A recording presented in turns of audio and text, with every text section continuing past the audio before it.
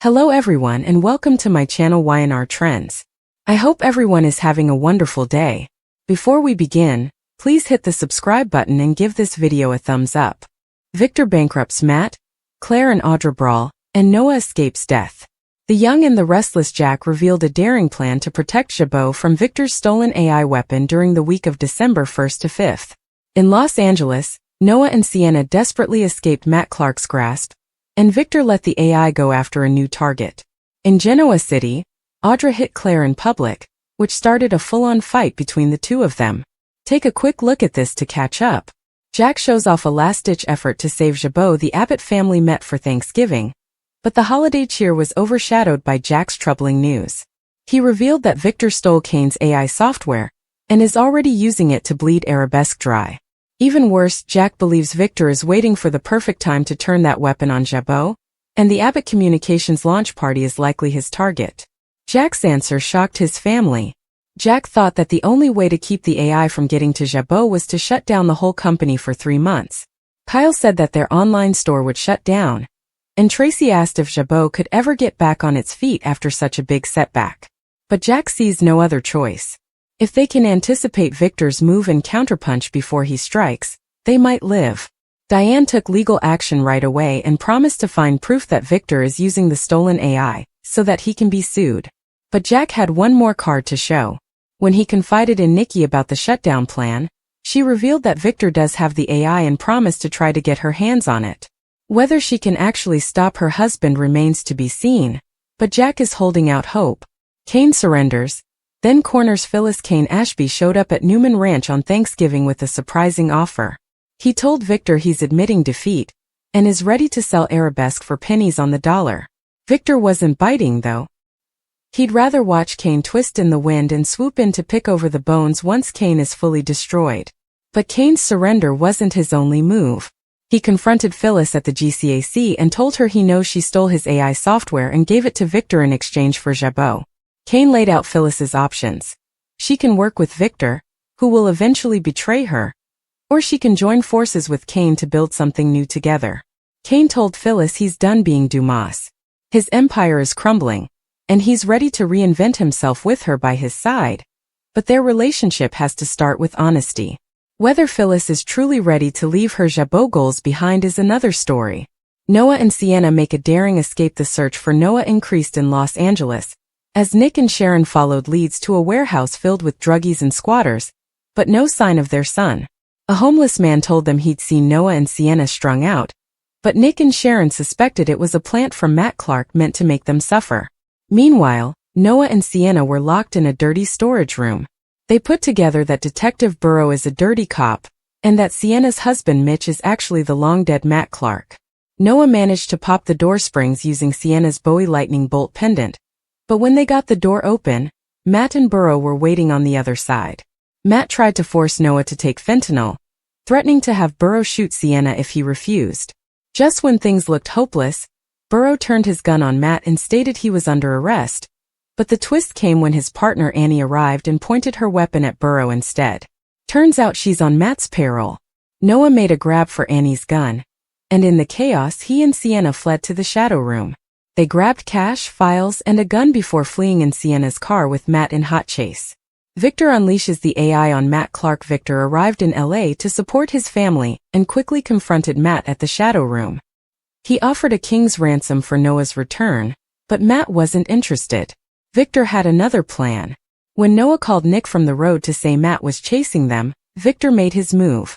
He called Matt and told him that his AI would drain every penny from the shadow room unless he backed off. Matt laughed it off and said Victor would never see Noah living again. Victor's reaction was swift. He ordered his tech team to release the AI, and Matt was forced to abandon his quest as his finances started hemorrhaging. Nick and Sharon guided Noah and Sienna to a safe parking lot while Victor's digital weapon did its work. Matt screamed that it wasn't over, but he stopped his chase, and for now Noah and Sienna are free. Audra slaps Claire and ignites a war back in Genoa City. Claire was having drinks with Holden at Society when she pressed him about what really happened between him and Audra. Holden dodged, but Audra overheard and stalked over to tell Claire to stop digging into her past. The fight escalated quickly. Claire pointed out that Audra is unhappy with no job, No romance and no life. Audra wound up and slapped Claire hard across the face. Claire's answer was to wrap her hands around Audra's throat before Holden separated them. Claire warned Audra to stay away or she'd shut her up for good. Then she left with Kyle. Later, the two of them hatched a plan. They're going to dig into Audra's past in LA and bury her with whatever they find. Kyle is all in, and Claire raised her glass to toast their partnership. Audra meanwhile told Holden that if Claire wants a war, she'll get one. Loose threads. Lily and Phyllis clashed at the GC over Kane, with Lily saying that Phyllis will be Kane's downfall and Phyllis firing back that Lily was born with a silver spoon in her mouth. Kane broke up the fight and told them both he's done being manipulated. Victoria met with Victor before his trip to LA, angry that her family keeps secrets from her about whatever is happening with Sharon, Nick and Noah. Victor told her to trust him and put her in charge of Newman Enterprises while he's away. Nate ran into Audra at Crimson Lights and made it clear he'll never accept her lies about Nice and Vibrante. Even if he could accept her apology, he said, he could never trust her again. Coming up next week, Victor's feud with Jack reignites, Sharon questions Sienna's plan, and Kane finds himself pulled in new directions. Don't miss our spoilers and sneak peeks for December 8th to 12th to see what's coming. Kane vows to destroy Phyllis after uncovering her betrayal on this episode of The Young and the Restless, Monday, December 8, 2025. Phyllis might have overplayed her hand this time. After trying to play innocent, she finds herself in the Kane's crosshairs, who knows exactly what she did with his AI software. While in LA, Victor offers Sienna a bribe and secures a ruthless victory to protect his family against Matt Clark. On the last episode of Y&R, Claire choked Audra after being slapped, then teamed up with Kyle for revenge, while Nikki admitted to Jack that Victor has the AI. The GCAC dining room. Jack and Diane sit in the dining room and talk over drinks, talking Jabot's shutdown. Jack has faith in what they're doing to save his father's heritage. He's proud that Diane is fighting by his side. Kane enters the club and sits down at the bar. Jack thinks it's amazing how the strong have fallen. Kane had the world in his hands, and Victor wiped it out from under him. Kane nods. He got what he deserved, but he's happy with the results. Diane asks how he could be happy. Didn't he lose all his money? Kane says he's rebuilding his relationship with his kids. Diane tells him that Victor has his AI software, and it's being used against the legacy companies in town. Jack agrees and says that Kane will eventually be held responsible. Kane wishes there was something he could do to stop the AI. He admits he was negligent by not putting guardrails in place, but reminds them that he told them quickly when the software was stolen. Jack tells him the best thing he can do is stay as far away from them as possible. They're very aware of who their enemies are. Kane smiles and leaves the dining room.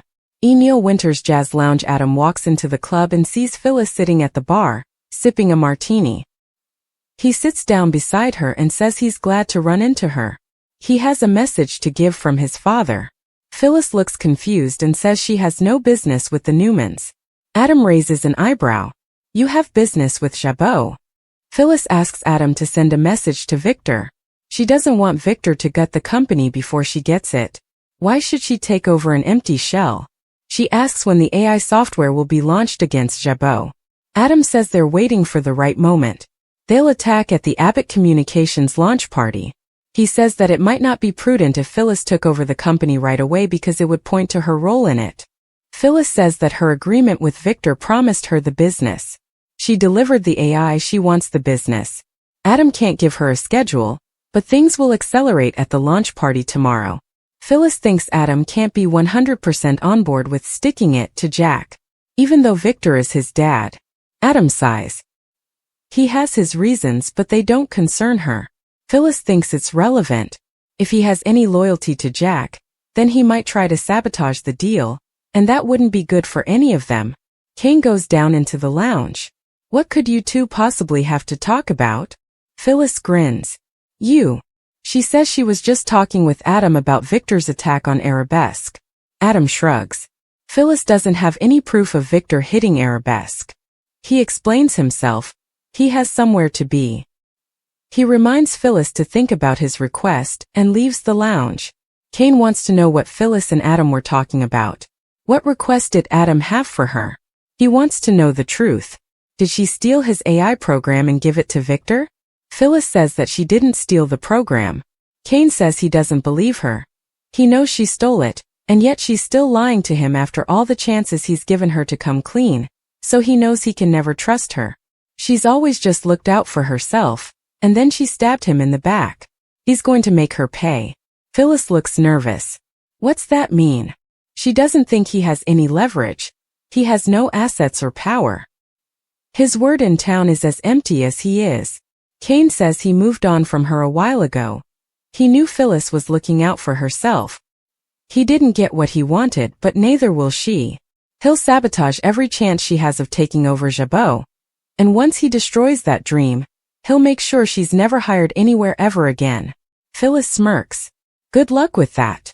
She thinks Kane was just baiting her and plotting her downfall while he slept with her.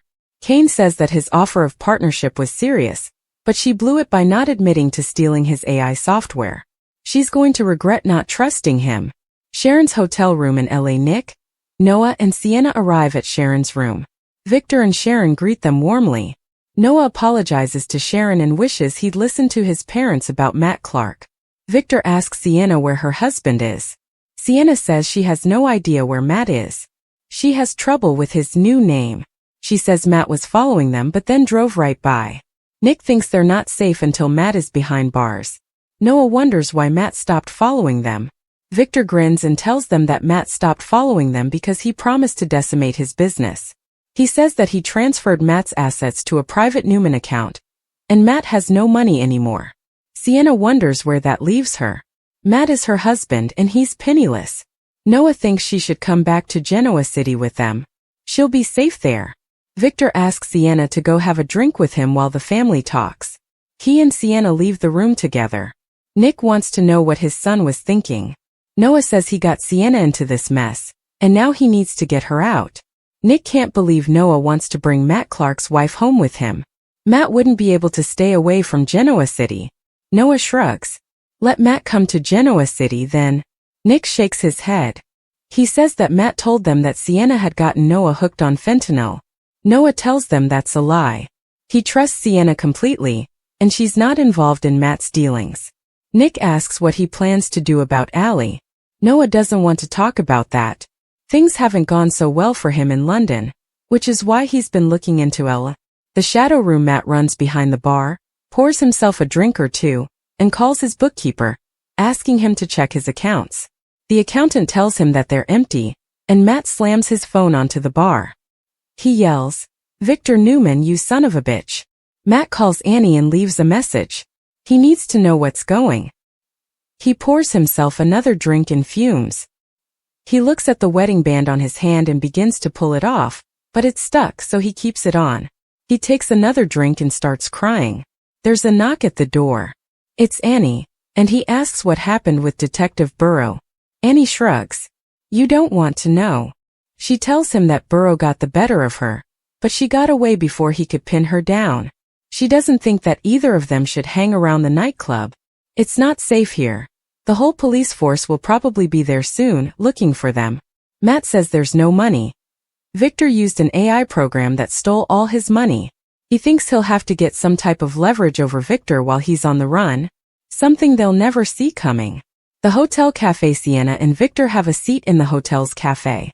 Sienna wants to know how Victor bankrupted her husband. Victor grins. Whatever he wants to have happen, happens. If any member of his family gets hurt, the offender has to deal with him. Matt Clark won't be able to buy a drink, and the shadow room is no longer his. Matt will probably be behind bars tomorrow. Sienna says she's shocked. As long as she's known Mitch, he was riding high on a fortune that he said he made himself. She thought the money was from the clubs he owned, but now she's heard that it was because of his fentanyl empire. She wasn't a willing collaborator. She's ashamed in herself that she depended on such a twisted man. It makes sense that he sold drugs because she got high on his care. Victor nods. Matt is a master deceiver. Sienna says she knows Noah wants her to go to Genoa City with them, but she saw the look on Noah's parents' faces. What's she going to do since she doesn't have any money? Victor says he's willing to pay her and asks her to name her price. Sienna gets the feeling that Victor is trying to pay her to stay away from Noah. Victor smirks. He says his offer of help is unconditional. Sienna isn't sure she believes it, but she'll take his offer. He wiped her out too. She wants to know what happens with the shadow room. Victor says the shadow room now belongs to Noah. His offer is a bribe, though. He wants her to stay away from his grandson. She's a magnet for trouble. Sienna respects his honesty, so she'll do the same for him. When she started distancing herself from Mitch, she promised herself that she wouldn't allow anyone to bully her or buy her. She does what she wants, and Noah can decide whether he wants her in his life or not. The GCSE dining room. Jack and Diane put on their clothes and prepare to leave. Jack thinks they'll win the fight against the AI. Adam walks over and asks how they're doing. Jack says he's doing as well as can be expected after hearing about Cain and Arabesque. He hopes it's not a sign of things to come. He asks Adam to give Victor a message for him when he gets back from L. Better luck next time. He leaves the club with Diane. Sharon's hotel room. Victor and Sienna return to the hotel room. Victor makes a call and plans for the Newman jet to be ready for them. He wants to leave quickly. Noah asks Sienna if she's going to come back to Genoa City with them. Victor Newman had seen enemies rise and fall throughout his life, but nothing compared to the cold fury simmering in his eyes now as he moved with calculated precision to completely bankrupt Matt, strip him of every resource, and leave him without a single lifeline to stand on, all while the rest of Genoa City spiraled into its own chaos. What began as a quiet whisper of suspicion had grown into a full-blown war the moment Victor discovered Matt's hidden schemes, mostly centered around infiltrating Newman Enterprises, manipulating Claire, and pulling Audra into his tangled web of lies. But Victor always kept his enemies close just long enough to crush them, and this time, he used a perfectly executed financial ambush. Freezing accounts, pulling strings with federal regulators, and leveraging power across multiple corporations until Matt's empire collapsed in a humiliating instant. As Matt stood in shock outside the bank where the teller informed him his balance was zero due to legal holds, Victor watched from his limousine window with an icy smirk, making it painfully clear that the mustache had struck again, eliminating Matt from the chessboard with ruthless efficiency. Meanwhile, Claire lost control as she heard about Matt's downfall and realized everything she believed was rooted in his manipulation, sparking a fiery confrontation with Audra, who had her own grievances and secrets. Their brawl exploded at the Newman Ranch after Claire accused Audra of enabling Matt's schemes and playing both sides to protect her image while Claire had been the one left to take the fall. Audra, refusing to be blamed for Claire's emotional collapse, snapped back with accusations about Claire's unstable past, pushing Claire over the edge. Furniture had barely been moved aside before the fight turned physical. Audra grabbing Claire's arm, Claire shoving back, Audra lunging, Claire clawing out with every ounce of fury she had stored inside since Matt's lies first infected her life. Their screams echoed through the hallways, drawing Nikki and Victoria running in shock as the two women wrestled on the floor, knocking over vases and even shattering a glass display cabinet. The chaos was so overwhelming that Nikki momentarily froze until Victoria stepped between the two, shouting for security as Claire burst into tears and Audra seethed with rage, both women bruised not only physically but emotionally, their loyalty to Noah, Matt, and the Newmans tearing them apart from the inside out. But the storm was only just beginning, because across town Noah Newman was on the brink of death, unknowingly walking straight into a trap set by one of Matt's last desperate allies, a man who believed Matt's downfall was Victor's doing and sought revenge through Noah. Noah arrived at the warehouse thinking he was meeting a potential investor to help salvage one of Matt's supposedly legitimate projects, but the moment he stepped inside, he realized too late he had been lured into a deadly setup. The door slammed behind him, locked from the outside, and the old building creaked with an eerie stillness. Then, without warning, a stack of steel beams suspended overhead began to shake, triggered by a remote mechanism designed to fall directly onto him. The sound was deafening. Noah froze for just a second, long enough to feel the air shift above him, before instinct kicked in and he dove forward. The beams crashed down behind him with a violent, earth-shaking thunder that echoed through every corner of the warehouse. Dust filled the air as Noah scrambled to his feet, coughing, terrified, and fully aware he had nearly been crushed to death. The fall had triggered a second collapse, sending debris raining from the ceiling, and Noah sprinted desperately, dodging splintering wood and metal shards. He slammed his shoulder into the door repeatedly until it finally splintered open, allowing him to escape seconds before half the structure came down in a catastrophic collapse that would have killed him instantly.